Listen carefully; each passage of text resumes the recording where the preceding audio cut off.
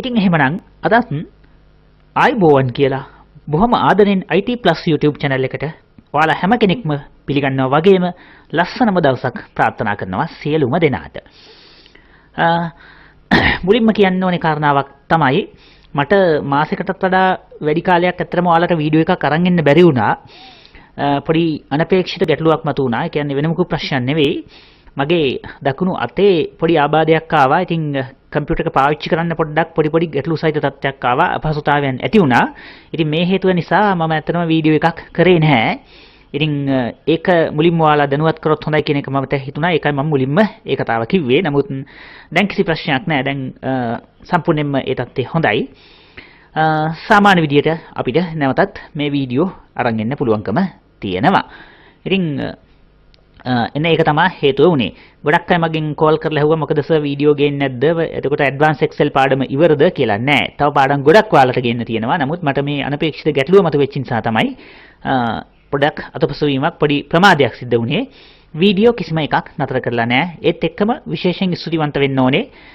ඒ කාලය තුලදී මට අසනීප තත්ත්වයක් තියෙනවා කියලා දැනගත්ත කට්ටිය ගොඩක් අය මට නිරන්තරයෙන් කතා කර ඇහුවා සර් කොහොමද දැන් තත්ත්වේ? තාම හොඳද? තාම හොඳ නැද්ද? මොනවත් අපෙන් උදව්වක් අවශ්‍යද? අන්න ඒ විදිහේ දේවලුත් ඇහුවා. ඉතින් හරිම සන්තෝසයි. ඒ සියලු දෙනාටම බොහොම ස්තුතියි. මං ගැන ඔයාලා බැලුවට කතා කරලා පුළුවන් විදිහට වචනකින් හරි මට ශක්තියක් වෙච්ච ඔයාලා හැමෝටම බොහොම ස්තුතියි. හරි. එහෙමනම් අද ඉඳලා සාමාන්‍ය විදිහට ඔයාලට මම වීඩියෝ අරගෙන එනවා. ඇඩ්වාන්ස් ටියුටෝරියල් කියන කොටසට සම්බන්ධ වීඩියෝ තව ගොඩක් ඔයාලට ගේන්න තියෙනවා. හොඳයි එහෙමනම් අපි යම් වීඩියෝ එකට. ඔයාලට පේන්න තියෙනවා පුංචි වර්ක්ෂීට් එකක්. වැඩි තොරතුරු නැහැ. බොහොම සරල ඩේටා සෙට් එකක් මේකේ තියෙන්නේ. එක කම්පැනි එක මාස 12 තුල කරපු සේල් එක මම මේ සටහන් කරගෙන තියෙනවා මේ වර්ක්ෂීට් එකේ. ඔයාලට පේනවා බොහොම සරල වර්ක්ෂීට් එකක්. හරි. දැන් මෙන්න මෙතන මට අවශ්‍ය වෙලා තියෙනවා. මෙතන ඔයාලට පේනවා මම දාලා තියෙනවා month of show. මෙන්න මෙතන හොඳට අහගන්න කියන එක අවධානයෙන් වීඩියෝ එක අහගන්න. මෙතන මම 12 කියලා දීලා තියෙනවා. ඒ කියන්නේ මෙන්න මේ මාස 12ටම අදාළ සේල්ස් ටික මට මෙන්න මෙතෙන්ට වෙන් කරගන්න අවශ්‍ය වෙලා තියෙනවා. අපි බැරි වෙලා හරි මෙතන මාස 5 කියලා දුන්නොත් එහෙම ජනවාරි, පෙබ්‍රවරි, මාර්ච්, ඒප්‍රිල්, මැයි කියන මාස 5 තොරතුරු ටික විතරයි වෙන් වෙන්න ඕනේ. මම මෙතන මාස 2 කියලා දුන්නොත් එහෙම පළවෙනි මාස 2 විතරයි. මම මෙතන මාස 7 කියලා දුන්නොත් පළවෙනි මාස 7 විතරක් තොරතුරු මෙන්න මෙතෙන්ට වෙන් කරගන්න අවශ්‍යයි. මෙන්න මේක තමයි මට කරන්න අවශ්‍ය වෙලා තියෙන වැඩේ දැන්. ඉතින් අපි මීට කලින් අවසානයේදී කතා කරපු වීඩියෝ දෙකේදීම offset කියන ෆන්ක්ෂන් එක ගැන කතා කරා. අන්නේ ෆන්ක්ෂන් එක තවත් ඇඩ්වාන්ස් විදිහට භාවිතා කරලා කරන විදිහක් තමයි මම අද මේ කියලා දෙන්න ලෑස්ති වෙන්නේ. හරි. එහෙමනම් මම මෙන්න මේ මාතෘකා දෙක චුට්ටක් පල්ලෙහාට පිටපත් කරගන්නම්. මොකද මේ ටික වෙන් කරගන්න මම සූදානම් කරගන්නේ මෙන්න මේ ප්‍රදේශයේ. මෙතෙන්ට තමයි මට මේ ටික වෙන් කරගන්න අවශ්‍ය වෙන්නේ.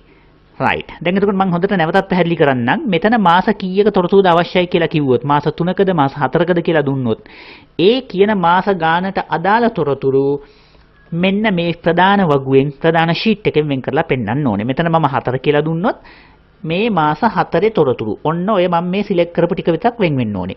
මම මෙතන මාස 6 කියලා දුන්නොත් මේ මාස 6ේම තොරතුරු මට වෙන් වෙන්න ඕනේ. මම මෙතන 12 කියලා දුන්නොත් මාස 12ේම තොරතුරු මෙතෙන්ට වෙන් වෙන්න ඕනේ. මෙතන කියන මාස ගානට අනුව මෙතෙන්ට විස්තර වෙන් කරන්න අවශ්‍යයි. ඉතින් මෙන්න මේක තමයි මගේ දැන් අවශ්‍යතාවය. එහෙනම් අපි බලමු කොහොමද කරන්නේ. ඉතින් මේකටත් අපි පාවිච්චි කරන්නේ offset කියන ෆන්ක්ෂන් එක. offset කියන ෆන්ක්ෂන් එක ගැන මම විස්තරාත්මකව මීට කලින් වීඩියෝ දෙකකදීම කතා කරලා තියෙනවා. ඉතින් ඔයාලට ඒ වීඩියෝත් බලන්න පුළුවන්.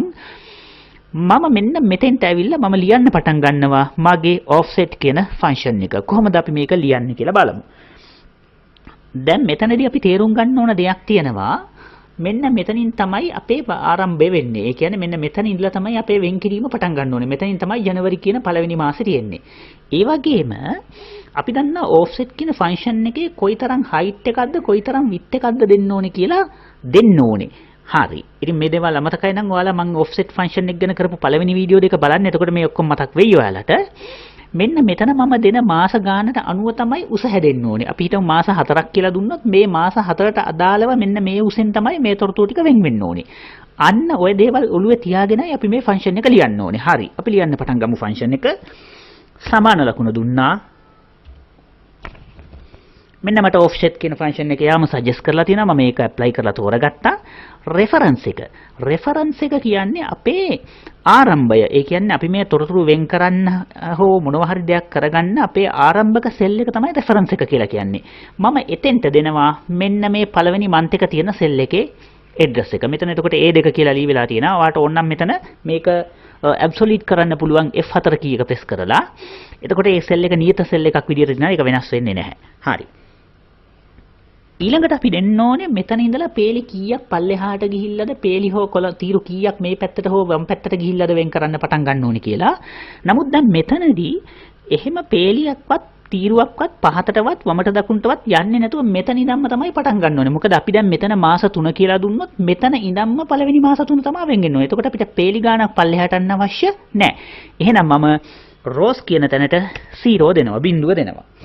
ඒ වගේම columns ගාණ කොලම් එකක් දෙකක්වත් වමටවත් දකුණටවත් යන්න අවශ්‍ය වෙන්නේ නැහැ. මෙතනින්මයි මේ සියලු වෙන් කිරීම පටන් ගන්න ඕනේ. එහෙනම් මගේ කොලම්ස් කියන අගයටත් මම බිංදුවම දෙනවා.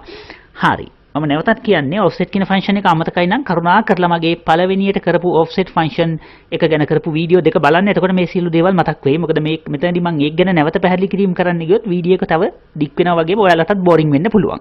හරි. කමා එකක් දීලා ඊළඟට අපි දෙන්න ඕනේ height එක. ඔන්න ඔතනයි වැදගත්ම තැන. height එක කියන්නේ පේලි කීයකින් සමන්විත උසකින්ද වෙන් කරන්න ඕනේ. මෙන්න මේ පේලි ගාන අපි තීරණය කරන්නේ මෙන්න මෙතන. E1 කියන සෙල් එකේ තමයි මම මාස කීයකද දෙන්නේ.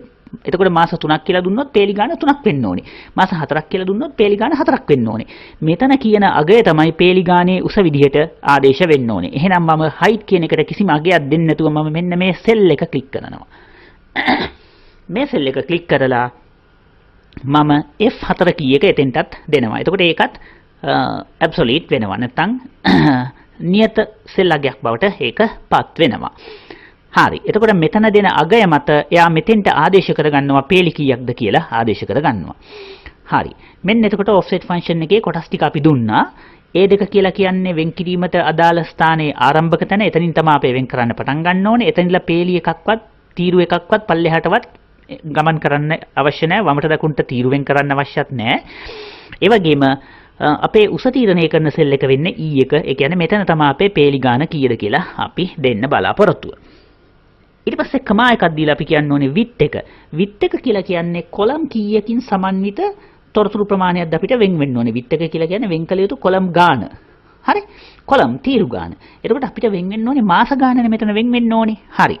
එතකොට මාස ගාන මෙතන වෙන් වෙන්න අවශ්‍යයි නම් මම කරන්නේ එක කොලම් එකයි මේ අපි දැන් සෙල් රෙෆරන්ස් එක විදියට A2 කියලා දීලා තියෙනවා. එතන මූලික කරගෙන එක කොලම් එකක් තමයි අපිට වෙන් වෙන්න ඕනේ. හරි. එතකොට මම දැනට මෙතන එක දීලා මෙතන වැඩේ වාට කරලා පෙන්නන්නම්. මම මෙන්න මේ විදියට එක දුන්නා. මේ විදියට වරහන ක්ලෝස් කරා. එක කොලම් එකයි වෙන් වෙන්න ඕනේ. හරි. මම නැවතත් මේක පැහැදිලි කරන්නම්. අපේ වෙන් කිරීම ආරම්භ කරන්න මුලින්ම ආරම්භක සෙල් එක වශයෙන් A2 කියන සෙල් එක අපි ලොක් කරලා නිරපේක්ෂිත නැත්නම් ඇබ්සොලියුට් සෙල් එකක් විදිහට දීලා තියෙනවා. තීරු හෝ පේලි එකක්වත් පහතටවත් වමට දකුණටවත් තීරු වෙන් කරන්න ගමන් කරන්න අවශ්‍ය වෙන්නේ නැහැ. ඒ වගේම අපේ උස තීරණය කරන්නේ E1 කියන සෙල් එකෙන් වගේම කමා කියලා දීලා කමා එක දීලා එකක් කියන්නේ එක කොලම් එකක් විතරක් අපිට වෙන් කරන්න කියලා මේ විදිහට කියන්න පුළුවන්. දැන් අපි බලමු මොකද වෙන්නේ කියලා. මම මේක දීලා එන්ටර් කරනවා. හරි. මෙතන මාස 12ම වෙන් කරන්න කියපු නිසා 12ම වෙන් වෙලා තියෙනවා. මම දැන් මෙතන පොඩ්ඩක් වෙනස් කරන්නම්. මම මේක 5 කියලා දෙන්නම්. ඔන්න බලන්න වෙන්නේ මොකද්ද කියලා. මොකද උනේ? එතකොට මාස 5ක් විතරයි වෙන් උනේ. දැක්කද? හරි මම මෙතන මාස 2ක් කියලා දෙන්නම් බලන්න. දීපුවම මාස 2 විතර වෙන් උනේ නේද? right. ඉතින් මෙන්න මේ විදිහට ඩයිනමිකලි මේක වෙනස් වෙනවා. එතකොට මෙන්න මෙතනදී ඔයාට පුළුවන්කම තියෙනවා මෙන්න මේ ෆන්ක්ෂන් එකේ මෙතන එක කියන එක වෙනුවට දෙක දුන්නොත් එහෙම වෙන්නේ මේ කොලම් දෙකටම අදාළ තොරතුරු වෙන් වෙනවා. මේ කොලම් දෙකටම අදාළ තොරතුරු වෙන් වෙනවා. කිසිම ගැටලුවක් නැහැ. හරි? මේ කොලම් දෙකටම අදාළ තොරතුරු වෙන් වෙනවා. දැක්කද? හරි නේද? ඒ කියන්නේ එතකොට දැන් ඔයාට මතක් වෙන්නේ නැති අඩේ මෙහෙම එකක් මේවා කිව්වා නේද මෙයා මේ වීඩියෝ එක කියලා කිව්වා මතක් වෙන්නේ නැති. හරි. එහෙනම් කොලම් දෙකක් වෙන් කරන්න කියලා කිව්වා. හරි. මම දැන් මෙතන 4 කියලා වෙනස් කරොත් මාස 4ක තොරතුරු වෙන් වෙනවා. හරිනේ වැඩේ. එහෙනම් මෙන්න මේ වැඩේ හරි. එතකොට මේ ටික ඩයිනමිකලි වෙන් වෙනවා අපිට පේනවා. බොහොම ලස්සනට වැඩේ සිද්ධ වෙනවා. හැබැයි මෙතන එක කියලා දුන්නොත් ඔයා දැක්ක ඉස්සෙල්ලා මාස ටික විතරයි වෙන් වුනේ. මාස ටික විතරයි. ඇයි? එක කොලම් එකක් විතරයි වෙන් කරන්න කියලා කියන්නේ. හරි. මම එතකොට දැනට දැන් අතන මෙතන අපේ මේ අවශ්‍යතාවයේ හැටියට නම් කිසි ගැටලුවක් නැහැ. මෙතන කොලම් එකක් වෙනුවට දෙකක් වෙන් කරන්න කියලා කියපුවාම ඇත්තටම වෙන් වෙනවා. කිසිම ගැටලුවක් නැහැ. නමුත් මම දැනට මේක එක කියලාම තියන්නම්. මොකද මම ඊළඟට වාට තව ලස්සන වැඩක් කියලා දෙන්න බලාපොරොත්තු වෙනවා. ඒකට මේක එක කියලා තියෙන එක තමයි හොඳ. අන්න ඒ හින්දා මම දැනට මෙතන එක කියලාම තියන්නම්. හරි? right. මට එතකොට මේක වෙන් කරගන්න වුණොත් එහෙම තවත් offset function එකක් දැන් ලියන්න වෙනවා. මොකද මෙතන මම වෙන් කරන්න කියලා කියන්නේ එක කොලම් එකයි. හරි. මම මෙතෙන්ට තවත් offset function එකක් ලියලම මේගොල්ලොන්ගේ sale එක වෙන් කරලා පෙන්නන්නම් ඔයාට. අර වගේම මම දෙනවා offset කියන function එක. cell reference එක වෙන්නේ එතකොට කොතනද? මෙතන නෙවෙයි මෙතන sale එකනේ අපිට වෙන් කරන්න ඕනේ. ආන්න එතන මම ක්ලික් කරා. ක්ලික් කරලා මම F4 දුන්නා. ඒකත් ලොක් කරන්න. අර විදිහටම ඊට පස්සේ තීරු ගානත් බිඳුවයි පේලි ගානත් බිඳුවයි. එක පේලියක්වත් මට පල්ලෙහාටවත් උඩටවත් යන්න අවශ්‍ය නැහැ. එක කොලම් එකක්වත් වමටවත් දකුණටවත් යන්න අවශ්‍යතාවයකුත් මට නැහැ. ඊට පස්සේ කමා එකක් දීලා මම height එක විදිහට එතනදිත් දෙනවා. මෙතනම අගය. මේ සෙල් එකමයි එතනදිත් අපිට height එක වෙන්නේ. මේ සෙල් එකත් අපිට මේ මාස ගානට සමාන්තරව මේ සෙල් එකත් වෙන්න ඕනේ. හරි. මම ඒකත් absolute කරනවා. right. ඊට පස්සේ මම කියනවා වෙන් කරන්න ඕනි width එක කොලම් ගාන එකමයි. හරි. මොකද එකමයි කියලා කියන්නේ මෙතන මූලාරම්භ කරගෙන එතකොට මේ කොලම් එක තමයි අපිට වෙන් වෙන්න ඕනේ. එක කොලම් එකක් විතරයි එතකොට වෙන් වෙන්න අවශ්‍ය වෙන්නේ. මම වරහන close කරා enter කරා. හරි. මෙතන මේ ෆන්ක්ෂන් එකේ මෙතන දෙක කියලා දුන්නොත් වෙන වැඩේ සඳහාම මම දැන් කරේ offset function දෙකක් පාවිච්චි කරලා මේ ස්ථානවලට ගත්තා. දැන් මෙතන අපි මාස 6ක තොරතුරු වෙන් කරන්න කිව්වොත් මාස 6කම නම් ටික සහ සේල් එක කියන ටික ඔක්කොම වෙන් වෙනවා. පැහැදිලිනේ වැඩේ? හරි. වැඩේ පැහැදිලි ඇති. මං හිතනවා ඔයාලට වැඩේ තේරෙන්න ඇති කියලා. right. එතකොට දැන් ඒ වැඩේ හරි. දැන් මේ විදිහට මේ මන්ත් එකත් එක්ක සේල් එක ගත්ත එක හරි. මට දැන් අදින්න අවශ්‍යයි ප්‍රස්ථාරයක් මෙන්න මේ තොරතුරු ටික පදනම් කරගෙන. මෙන්න මේ වෙන් කරගත්ත තොරතුරු ටික පදනම් කරගෙන මූලික කරගෙන මට ප්‍රස්ථාරයක් අඳින්න අවශ්‍යයි. හැබැයි මේ ටික විතරයි. හරි. කොහොමද අපි ඒක කරන්නේ කියලා බලමු.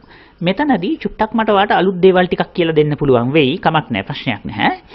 හරි. මම කරන්නේ මම මේ data set එක මෙහෙම පිටින්ම තියෙන්න ඇරලා මම වෙනම ප්‍රස්ථාරයක් වෙනම අඳිනවා මෙන්න මේ side එකේ. මේ පැත්තේ වගේ වෙනම ප්‍රස්ථාරයක් අඳිනවා. එතකොට ප්‍රස්ථාරයක් අඳිද්දි මහ දෙයක් කරන්න නැහැ. අපි මේ විදිහට මේ range එක select කරා.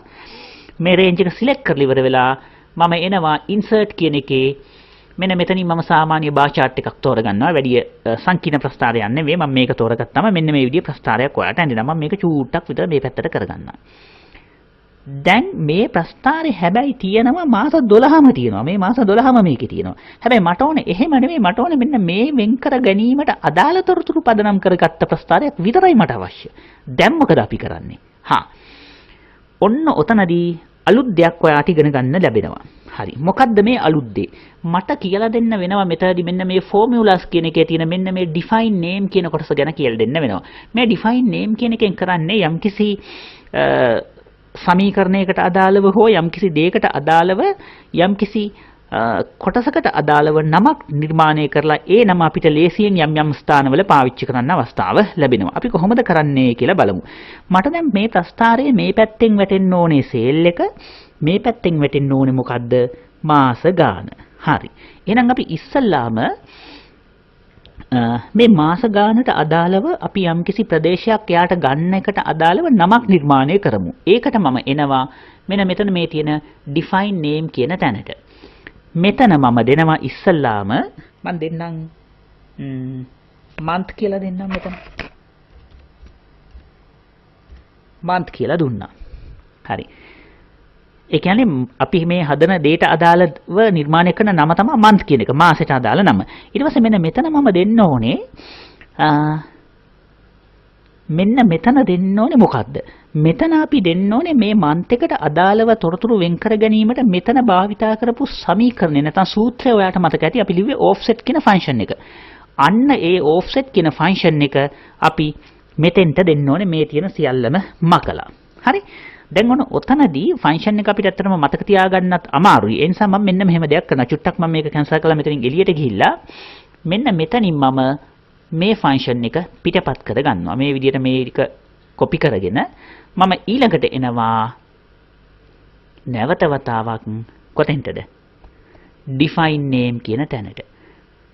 මෙතෙන්ට ඇවිල්ලා මම month කියලා දෙනවා.